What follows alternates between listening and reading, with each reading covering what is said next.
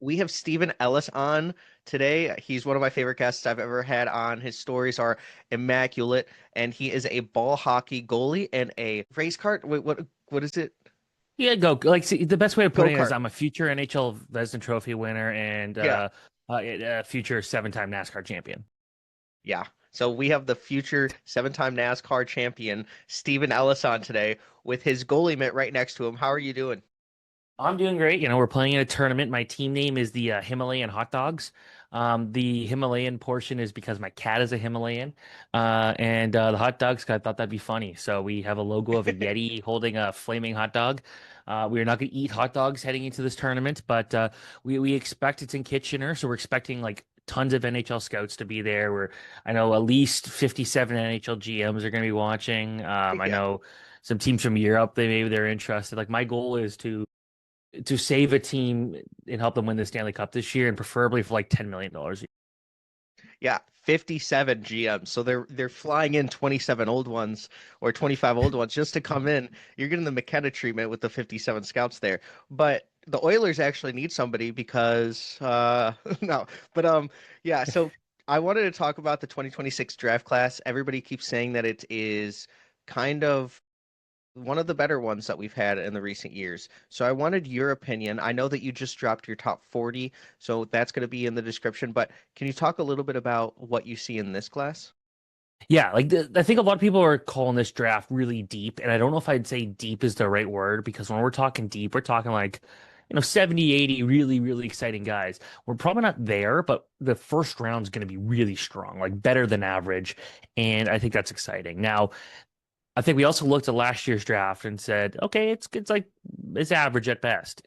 And five guys from that team, or five guys from that draft, made their opening night rosters. And surprisingly, of all the Michael Misa is not playing in the first game for the San Jose Sharks. Kind of an odd decision, I think. We just found that out a few minutes ago. But yeah, when you look at this year's group, there, Gavin McKenna is the obvious exciting choice there. You're looking up on defense is a really good blue line group. I remember that was the case. What was it, 2 years ago, in 2024? But you're looking at Keen Verhoff, Ryan Lynn, who else? Daxon Rudolph's been really good this year. Xavier Villeneuve's a personal favorite of mine. Chase Reed, Carson Carroll's like it goes deep. Malte Gustafsson if you want to go out to Sweden. Mhm. So there's a lot of talent from a lot of different places this year. I think a few things that are kind of missing is a top end goalie. We had a couple of those last year, like really solid goalies. We're missing a bit of representation out of Russia, maybe not as deep of a Russian year for them, but at the same token, same with Finland, not a lot of good Finns, but you're looking at some good Swedes. You're looking at a lot of guys of the Quebec League this year, potentially some good USHLers, specifically Tynan Lawrence. So it is a very good draft. I'm really excited for it. It's we don't know where it's going to be yet, but I think it's going to be fun no matter what. Yeah, and the top goalie in this class is Steven Ellis. So it really is Easy. interesting, as well as the Hurricanes are probably going to find their way to draft four Russians as well, because they have been for the last 4 years. It's 18 in the last 4 years. But I wanted to talk a little bit about what you see in Gavin McKenna, because obviously he's just whatever on everyone's mind. Do you think that he's in that generational tier, and what do you want to see from him to put him in that tier if he's not? It's so I hate the term generational because when you Yeah. think about it, it's hard to have so many generational guys in such a short span. But we're talking like, and this is a word I also don't like using, which is elite. He is an elite prospect. He is like among the best we've seen. And I made the projection a couple of weeks ago, like not a bold one, but that he's gonna go out there and win the Hobie Baker this year. And there was some pushback, and I'm like, well, first off, he's playing with Aiden Fink, who's a really damn good Penn Mhm. State player, National Predators prospect. Not only that, he's got a good coach there in Godowski at Penn State. And he's also just Gavin McKenna, a guy that's found so many ways to absolutely dominate the puck no matter what. So I think with McKenna, just so much pure talent, so smart. He can skate, he can score. Watching him up close to the Hlinka Gretzky last year, the thing that kind of stood out to me was even when he wasn't at his best, he was not at his best. He was not dominating like he was at the U18s a few months before that. He was rarely not one of the best players on the ice at any given time, and that's kind of his thing. You look at it, the floor for him is still so high. So I think that this is a guy who's going to be top 10 player in the NHL. I'm very confident in it, and we're still waiting for Connor Bedard to take that next level. I'm expecting that to happen. I know 0-2, like not incredible seasons, still 60-point seasons, but not blowing anyone's mind. I think it's way too premature to get concerned about that. And then with Gavin McKenna, I think that they're kind of at a similar level that they were at the same age. So I'm really liking where his game is right now. And I think give him a couple of years, he's going to be one of the best players in the NHL. Did you have a chance to watch Connor Bedard's first game and kind of see that added speed that he displayed? He's quick. He's quick. And that's good. You watch him go out there and you could blow by some dudes in the WHL. That's one thing. But going out there and doing that against the best, that's another thing. And the what was it, the 1 mile per hour upgrade from his top Yeah. speed last year? Like that's not a huge number, but to take into context, like that pushes him up past a lot of players, and that is just kind of like one little burst of speed. But it's the start of the season, like he's not in Yeah. mid-season form yet at all, so he's only getting started there. And I just you want to give him the right line mates, and kind of on a tangent. I love Frankie Nazar, and I know you do Hmm. too. I picked him in some fantasy leagues, and people are like, "What the heck? What are you doing?" He's like, do you not know who Frankie Nazar is? Like this guy was like excellent at points last year. And also we've seen so many instances of a guy dominating the world championship and turning that success into something tangible in the NHL. And I think that's what we're going to see of Frankie Nazar. So Blackhawks, bright future. It's just going to be a bit still. Yeah, I was actually going to ask about Frank Nazar, so glad you did. Connor Bedard went from the 50th percentile last year in speed of 21 miles per hour at his top speed, and the first game he had two bursts of over 22 miles per hour, which he's only done in 2023, I believe, and he did it twice. So he already has matched his career high in bursts of 22 miles per hour. So that's pretty good.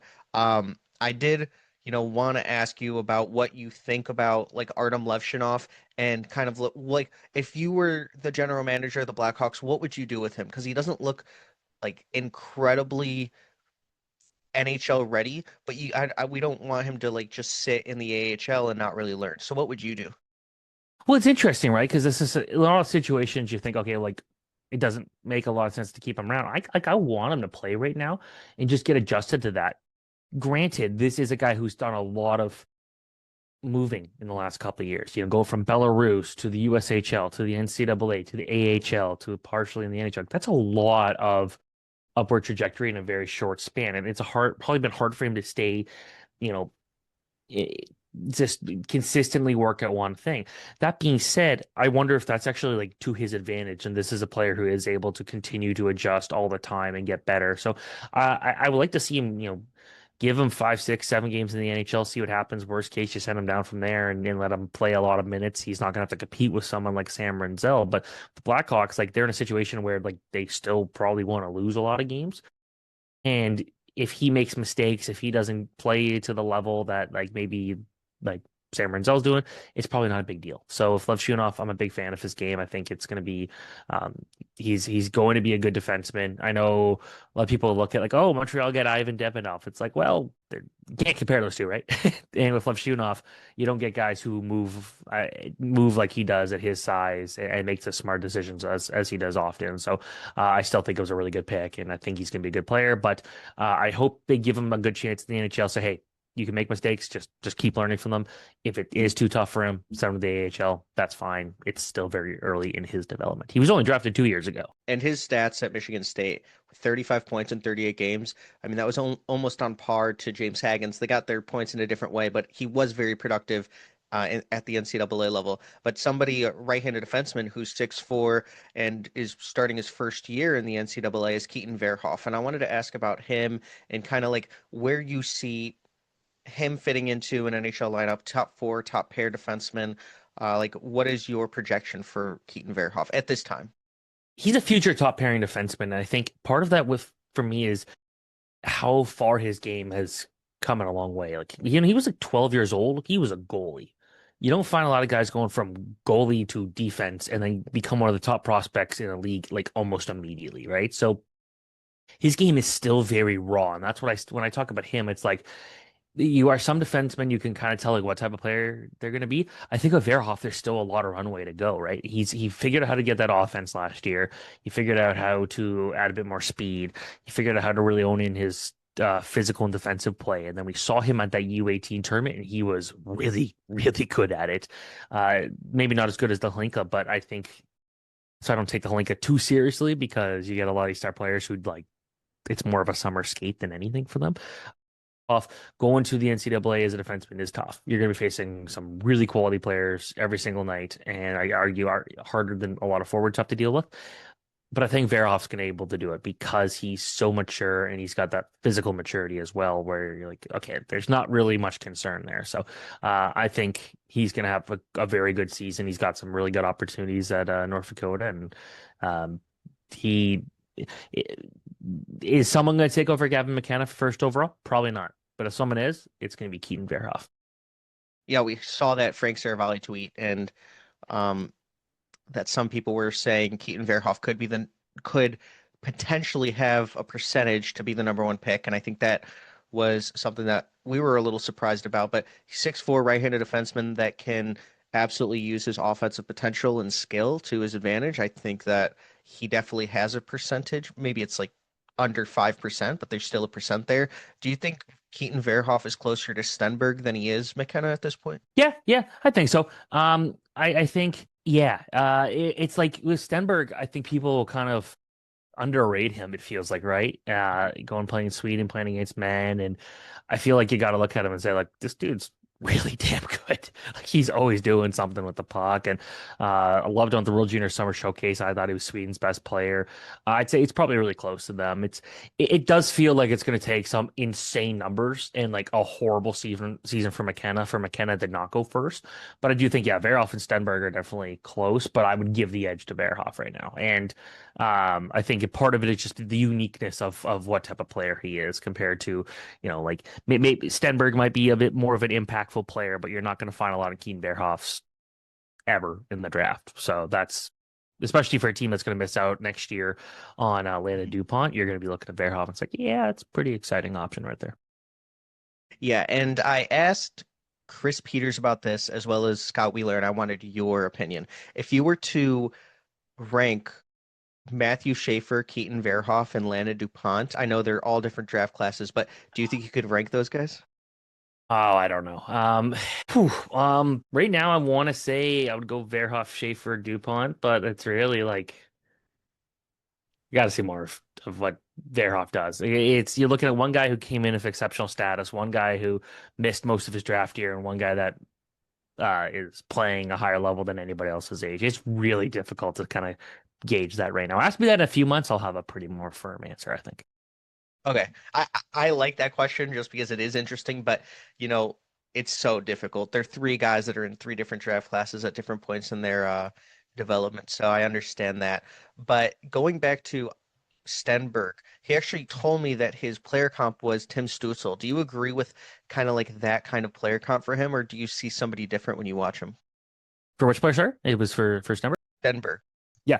Yeah. No, I see that. I think with Stenberg, you watch him do these skilled one-on-one situations there, and the way he thinks you, and the way he'll be able to drive through the middle with speed, and you kind of saw a lot of that of Stützle at the same age, and with Stenberg, uh, we've seen him at various international tournaments, even against older competition, where he doesn't look out of place. He looks like he's like a step ahead of most players, and I think with him, it's always trying to be creative and make the right play. And that's what you kind of see with Stützle, a guy that's always trying to make the right play, not necessarily the highest exciting play, but just the right play that's going to make the most impact. And so I can see a little bit. I don't know who else I would give a comparable to at this point, but I just like that.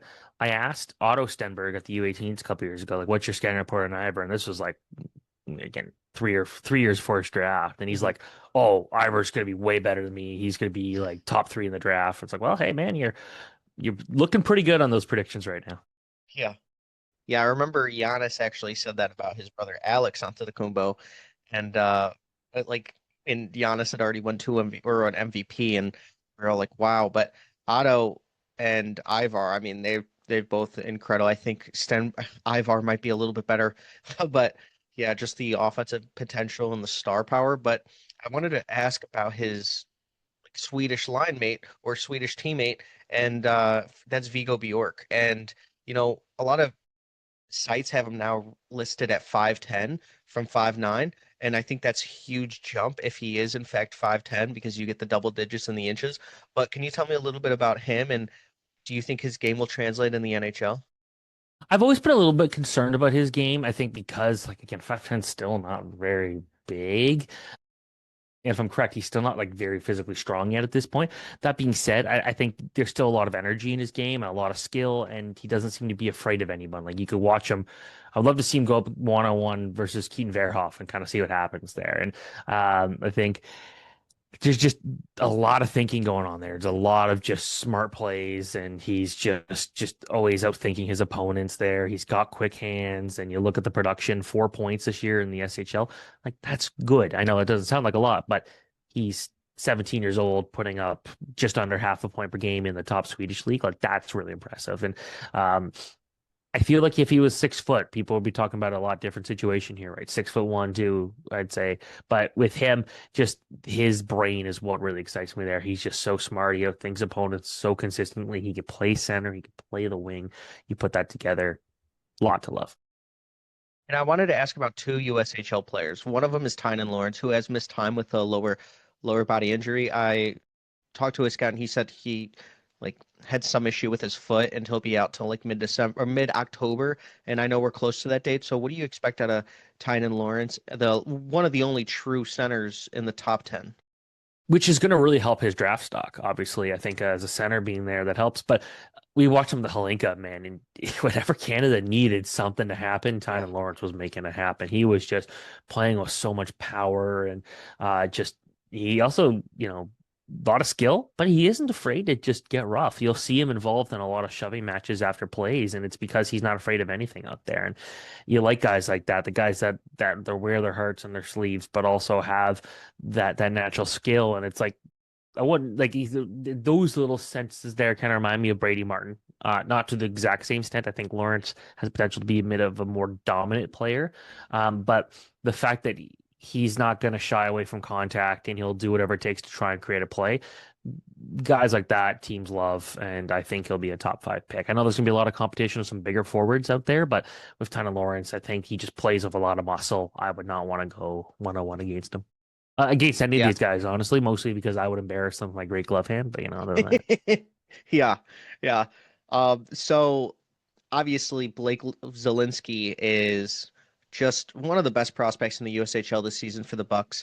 Can you talk to me a little bit about him and kind of what you see out of him as far as his draft stock at this point?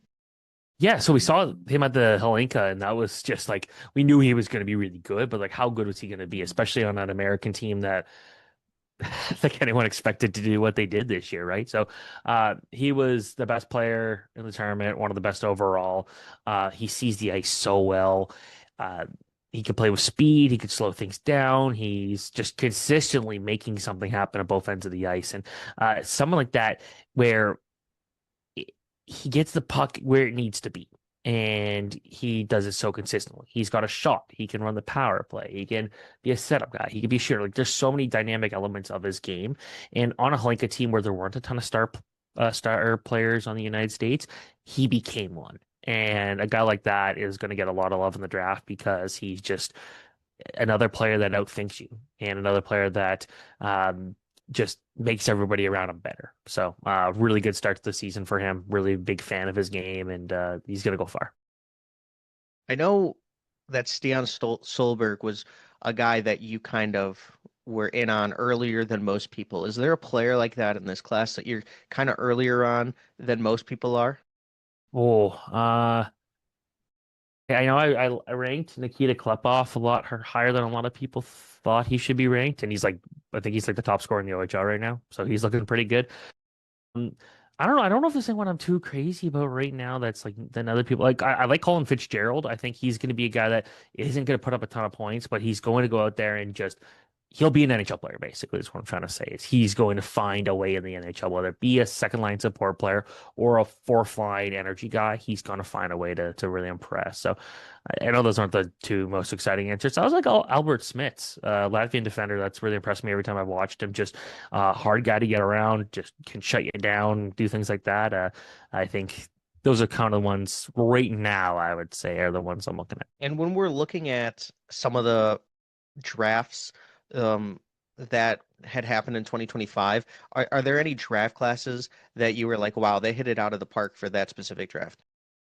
Oh, you got to look at I know the easiest answer is the New York Islanders, but I think looking at how they did, and they picked Victor Eklund, they picked Matthew Schaefer, they picked Sean Aitchison, like they picked three of my favorite players in the draft. I thought they did great, A+ for them. While Jack Nesbitt wasn't my favorite pick for the Flyers, I think the fact that they just got so many high impact physical guys makes them really interesting. Hmm. Uh, the Sharks got probably well, Michael Misa is a guy I've watched play hockey since he was like 13 or 14. He's a guy I'm a big fan of. Big fan of Joshua Ravensbergen. I really believe in Simon Wang, so I like those guys. Blackhawks, obviously, you can't deny how good of a draft that was. And then there's Nashville, where it's Hmm. Brady Smith or Brady Martin, Cameron Reed, but Riker Lee has become just like Yeah. this wow, better than I thought he was going to be. And I think that all started with the World Junior Summer Showcase, where you got to take that tournament with a grain of salt. It's a lot of it is really meaningless. Like Can USA sat all their best guys for the final game, but with Riker Lee, he was so far ahead of so many players he probably shouldn't have been. That it's like okay, like that's a legit, like really impressive performance. So those are the ones that really stood out to me. When the Blackhawks traded up to 27 for Mason West, there was, or 28, for because Riker Lee went 27, right? No, Lyndon Lakovic Something went like that. 27. Yeah. So when the Blackhawks traded up, like a lot of people thought it was going to be either Riker Lee or Lakovic because Riker Lee grew up in the North Shore circuit. So, you know, everyone was talking about him up by me, especially the people that watched hockey, because you just saw the potential. Because obviously he grew a ton of inches and his game style changed, but he still looked like the same skilled, speedy player. Like he kept that. Obviously he's a different player, but we all thought that it was going to be him too. So when looking at Mason West and the Blackhawks traded three picks for him, what was your initial reaction to that trade and that selection?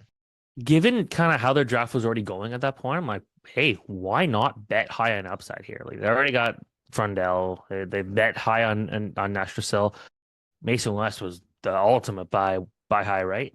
And I think with him, it's a guy that the whole the story goes like he didn't even realize like till halfway through the season that he was even up for the draft, and then he goes in the first round. And you think about all these guys who live and breathe their draft year, and like this is like, oh yeah, like that's cool. That's a raw prospect right there, and a guy that's got so much runway to really take this seriously and become a star. And you want players that are multi-sport athletes because they've just got this they know how to adapt. They know how to be leaders. They know how to handle the physical challenges. And I think he's going to be able to do that as he continues to get better. Like the fact that his focus right now is like being a quarterback. Like obviously you're like hoping, okay, like don't get hurt, like don't screw anything up here.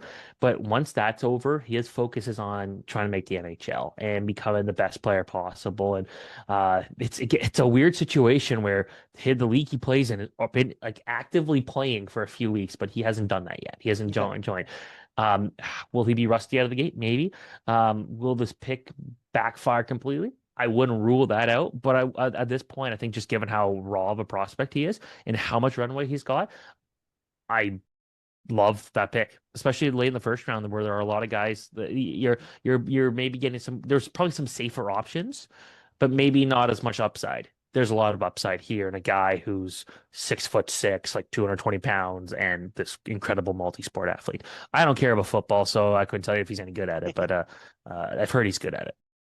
Yeah, he's putting up some incredible stats, throwing 400 yards and four touchdowns. It's scaring me about him getting an offer, but he's going to Michigan State. He's committed there. Plays for Fargo Force. I asked him at the draft, what does it mean to be drafted by a rebuilding team? And he's like, they're rebuilding. And I was like, oh, geez. Like he didn't know the Blackhawks were rebuilding. Um, Have you heard he of Connor has, Bedard? yeah, yeah. I don't know who that is.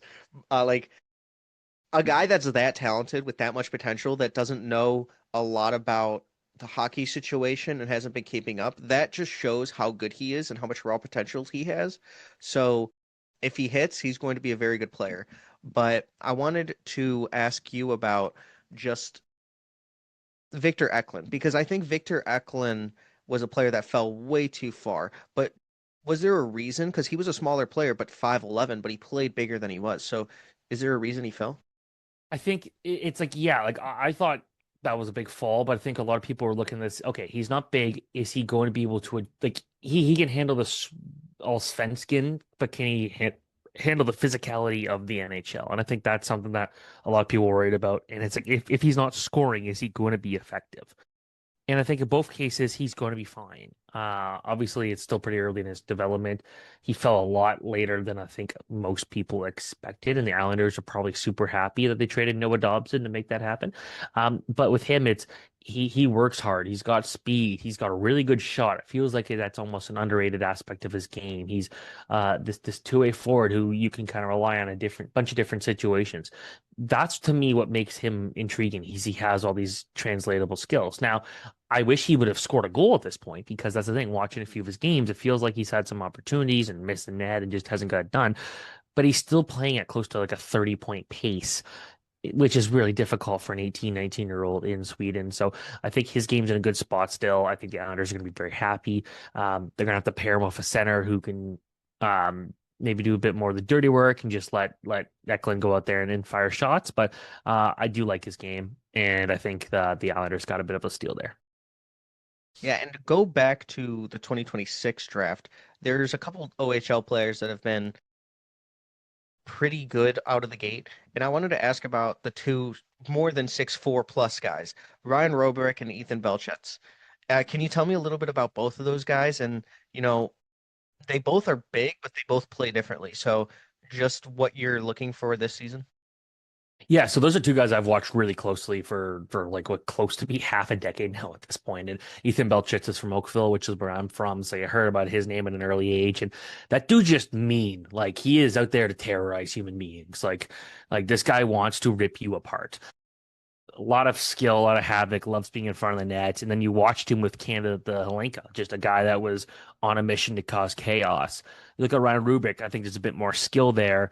And he also scored one of the greatest empty net goals I've ever seen. I was one of the people accusing him of being like lazy at points in his OHL draft year. He applied for exceptional status, didn't get it, and then in his actual draft year, it felt like he was just kind of floating. Now he put up a ton of points, but it felt like he could have got even more. And I remember watching my tournament score a bar down goal from his own zone. It was an empty netter, but he shot it from his own zone, just sniped it bar down. I'm like, dude, that is an insane shot from where you just did it. So, two guys who should go in the top 10. There's always the concern about the big guys in the draft, right? There was concern about Roger McQueen. There was concern about Kane Lindstrom. There was concern about Dean Letourneau. I think with these two guys, they have a lot of skill and they're not just big. And as long as they don't get back injuries, I don't think we're going to be Yeah. as worried about them. So, yeah, the way the time they spend around the net and all the havoc they create in different ways, either with skill or with physicality, two guys who I think are going to get a lot of love, and I'm excited to see where their games go. And for the upcoming rookies for this year for the NHL, do you have like I know you just released a Calder article, but can you tell me a little bit about like some players that are on that list?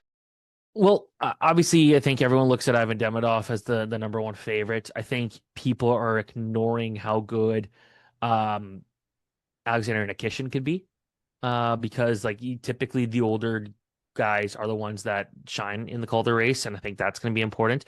I also really like um, Ville Koivunen. I think the fact that he went out there right out the gate and he's Sidney Crosby's line mate, not a bad spot to be in. Jimmy Snuggerud in St. Louis, a guy that is going to play a lot of minutes this year. That's good.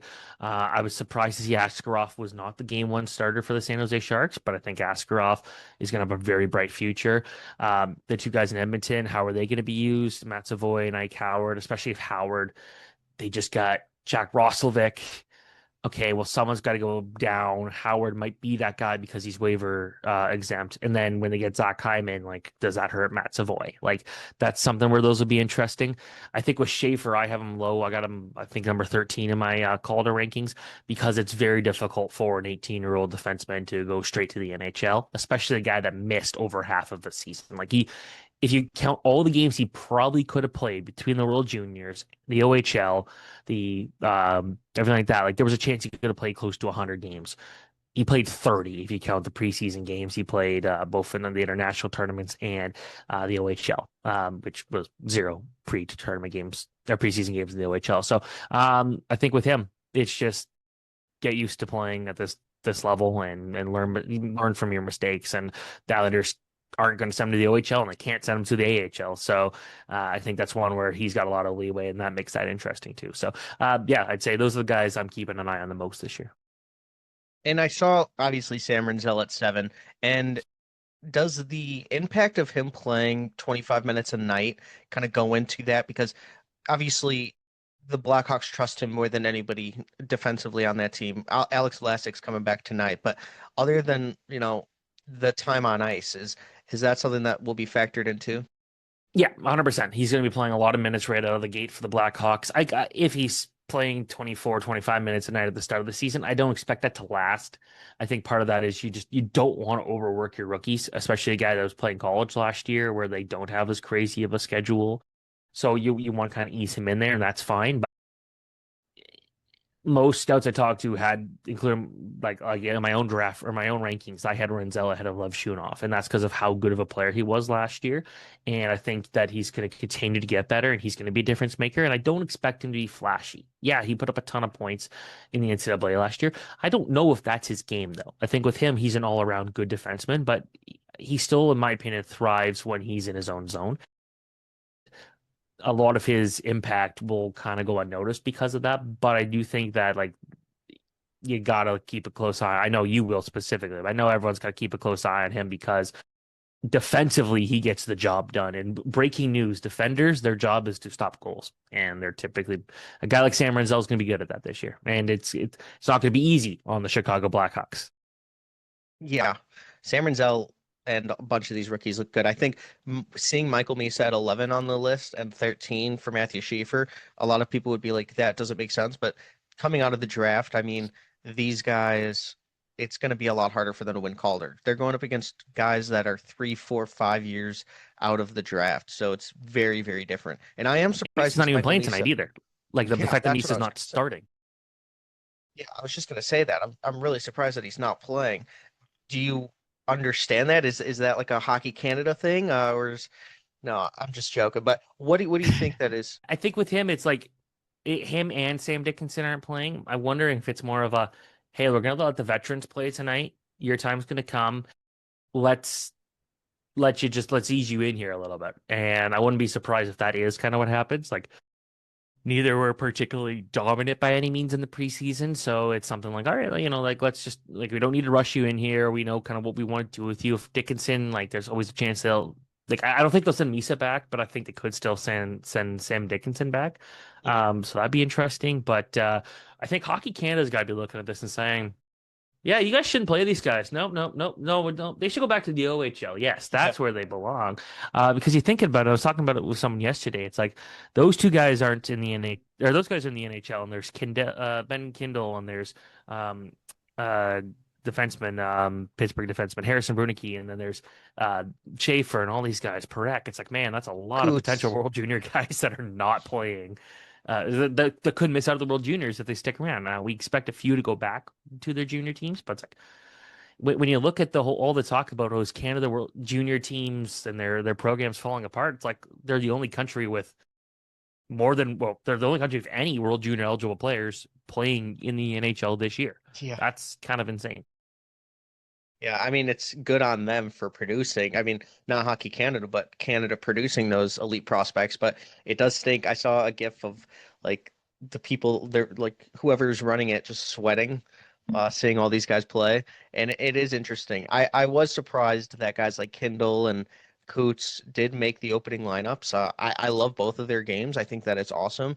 Obviously, I was a little surprised, especially with Michael Misa, just that we heard not playing tonight. But other than that, I wanted to just ask you a little bit about ball hockey and, go-karting and just ask you about how everything else is going. Yeah, so like I try to push the idea of getting more people into ball hockey because it's the cheapest way to play the sport, and you can do it competitively. I play in some groups where you don't need helmets, you don't need gloves, so all you need is a stick. And you get, I play with one guy with a stick from the company Canadian. Like that company hasn't existed in like bazillions of years, and Yeah. he's just doing it for the love of the game. It's like you love that, and um, it's not a hard to get into it. It's a lot of running. Like I've played with guys who've played in the OHL and the NHL, and they're like, yeah, that's way harder than I thought because I didn't expect to run that much. And I think that it's really good from if you're looking for a weight loss type thing there, but that's also a really good way to meet a lot of people. And like I play a lot. I play with guys who play national team level. I play with people who are just getting into the sport for the first time. And one of the key things was getting my brother-in-law, like my wife's family, none of them cared about sports or hockey, and I got my brother-in-law to be like in love with playing, and like that's what you're looking for. You're trying to get people into the sports. Um, I it's a good sport to be in, and you could probably play anywhere. Like that's the thing. I play in high school gyms. I play in converted like junior hockey rinks. I've played in active junior hockey rinks. I've played all over the place. I have an outdoor rink in Brampton, Ontario, which is like my favorite place to play. Playing in a tournament this weekend in Kitchener, where we're expecting all the NHL scouts to making sure that I'm there. I played one tournament. It was run by can't remember what it was called, but it was like this one. It was like a traveling tournament, but it was just all for raising money and get food donations. And Bob McKenzie was there watching my game. This is before I knew him personally, so it was really cool. And I got my glove save, and I'm like trying my best to make a glove save, and I made the coolest glove save I've ever made, and he wasn't looking. So then he eventually turns around to back and look, and I let a goal in from center ice. My gosh. All right, well, and I said to him, "It's like, am I off the draft board?" He's like, "I don't know, not maybe not. We'll see." I didn't get drafted that year, but I'm Yeah. hoping. Almost 30 years old. I'm hoping I do get drafted soon. It's time, I think. So that's fun. And then go-karting, I won't recommend that to anyone because that's way more expensive. But it's a good time. I get to race with my dad in the same group, and it's a lot of fun. And a friend of mine, he got his kid into it, and he's got a shot at the championship this year too. And it's fun kind of watching all that. Like it reminds me of when I was starting out racing, thinking I was going to NASCAR. I still can. I just need someone to give me like $50 million or something, and then I'll be good to go. Yeah. And I've talked to a lot of people, and they say you're the greatest storyteller of all time, and the stories that you have are incredible. Is there one story that you've never said on air that you can say that you've always wanted to? I've just done anything in general. Yeah, just Huh, anything. that is an excellent question. To have inappropriate ones. I can't do that. Okay, well, the one that was kind of funny was last year was my wedding, October 4th, and we were kind of sitting there bored and nothing to do in the morning. My wife's getting ready, and I'm like, what am I gonna do? And I sat and watched a highlight package of Pakistan playing hockey. I don't even remember who they were playing, to be honest. And I tweeted about it, and most of my responses were like, "That is the most Steven Ellis thing you could have possibly said," which was on your wedding day, one of the biggest days of your life, you're watching some Division 275 hockey game, and it's like, yeah, man, it's fun. So I that's fun. And what was it? There was another one. I was trying to think of. Here's one. We played in the Buffalo ball hockey tournament a couple weeks ago, and the security guards were all SWAT team members. And that was Oh, kind wow. of interesting. But we had one guy on our team who, he had just bought a Fraser Minton player stick, and Fraser Minton happened to be at this tournament because Boston was part of it, and he wanted to go meet him and talk about the stick and everything. And he asked for a picture. He hands the phone over to the guy that was with Fraser Minton. Well, it was actually Evan Gardner, the Columbus Blue Jackets goalie prospect. And instead of taking pictures of them, he starts taking like funny selfies of himself. And I was like, Oh, that was wow. pretty good. But they all knew about the ball hockey in there. And Fraser Minton, I think, was thinking like, oh my God, like this guy should be in the NHL right now and would save all of Boston's issues. Yeah, that's Yeah, basically. that's awesome. That's awesome. Thank you so much for coming on. It's always a pleasure talking to you. If there's anything else that is coming out that you have, just tell the audience now, like a Hot Ones video, like I always do to close it out. But yeah, thank you so much. Yeah, thanks so much. It's a lot of exciting times going on hockey. I'm also doing stuff with Victory Plus this season, talking about the WHL. So if you like the WHL, it's a good place to go. So the season last season felt like it ended like a week ago, but it's always fun to start a new season. Yeah, I was just talking to my friend. He said it was the longest off season of all time. And I'm No. like, no, it was not. Like since when, man? That's the thing. Like I love the idea of the NHL season starting earlier next year, but it's like, oh, that means the off season's even shorter. Oh, Yeah. great. I love Yeah. the tournaments and stuff, but it's like it's hard to kind of like relax when you're thinking about the World Junior Summer Showcase and the Holinka and the U17s and blah blah. You get a couple weeks after the draft to decompress, but then you get invited to No, all the interviews. no. Yeah. Unfortunately, at least for me and personally, I can tell you that that doesn't happen. It's like we're like doing like prospect pool breakdowns immediately after, and it's Yeah, like, okay, mid-August I could think for a few days. So, that is hey, a lot true. worse things to be doing than talking hockey all day, right? Oh yeah, for sure. For sure. I love it. The people love it. The people love your stuff. Thank you so much for coming on. Everything we talked about will be in the description below, especially the Calder and the top 40. But thank you so much, guys.